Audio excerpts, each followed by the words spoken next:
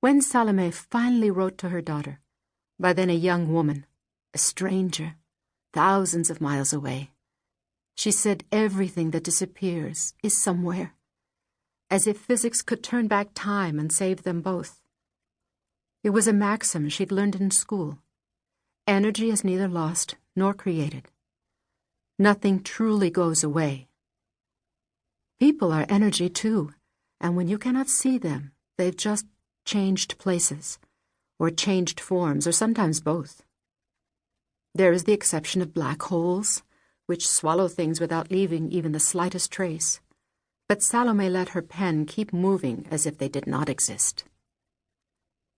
Her skirts were wet and clung to her legs, and her pen moved and moved without her hand seeming to push it, forming the spires and spikes and loops of cursive words, sharp T's and J's, Y's and G's, with knots at their base, as though to tie themselves together, tie women back together, and as she wrote the loops, grew large, as if more rope were needed to bind what had blown apart inside her. And not only inside her, but around her, and before her.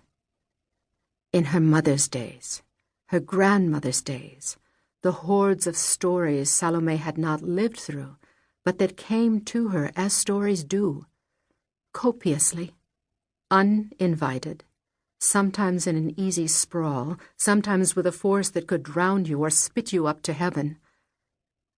Other stories had never come. They went untold. They left hollow silence in their place.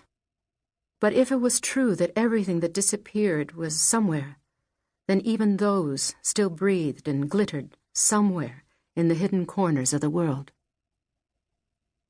The first day of a century is never like other days, and less so in Tacuarembó, Uruguay, a speck of a town known for starting centuries with some peculiar miracle or another. And so the townspeople were primed that morning, ready, curious, tingling, some drunk, some praying, some drinking more, some stealing gropes under bushes, some leaning into saddles, some filling gourds of mate, evading sleep, peering at the slate of a new century.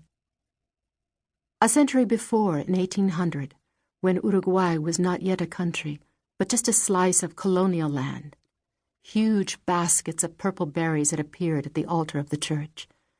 They came from nowhere, succulent and perfectly ripe, enough to feed the town twice over.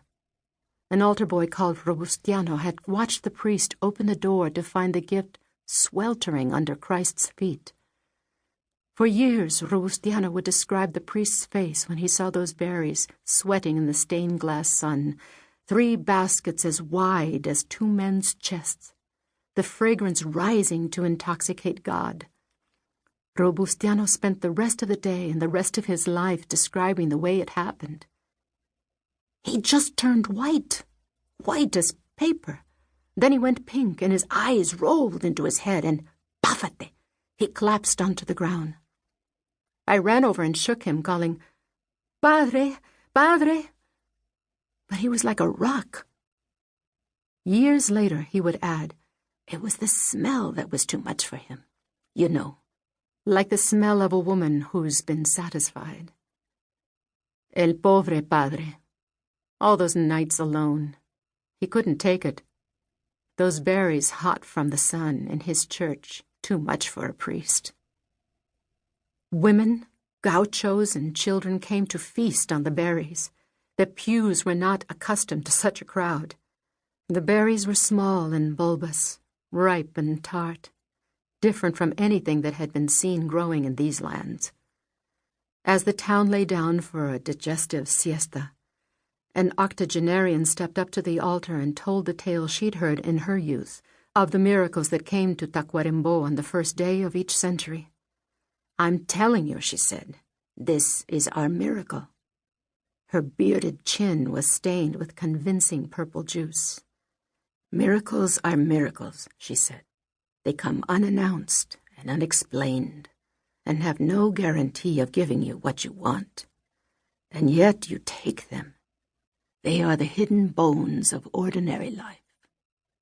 She told him the story of New Year's Day, 100 years prior, in 1700, exactly as it had been told to her, and no one had a decent reason to doubt this. On that very day, songs in the old native Tupi-Guarani language had haunted the air, from one sunrise to the next. Though most Tacuarembóenses had native blood mixed in their veins, even back then many had lost the tongue. But still the sounds were unmistakable. The guttural clips, the lilt like a stream shocked by stones. Everyone could hear them, but no one could find the singers. The music rode, disembodied, potent, broken, on the wind.